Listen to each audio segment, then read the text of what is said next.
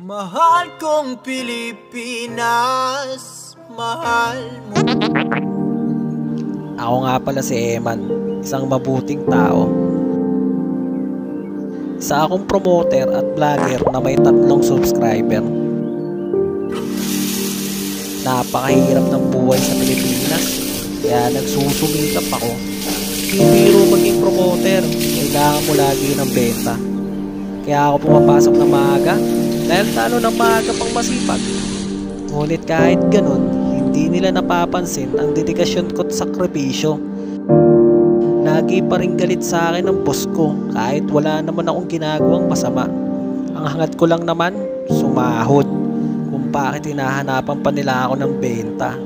Tapos kapag hindi naman ako pumasok, kinakaltas pa nila sa aking sahod. Napaka-unfair. Minsan gusto ko na sila ipabarangay.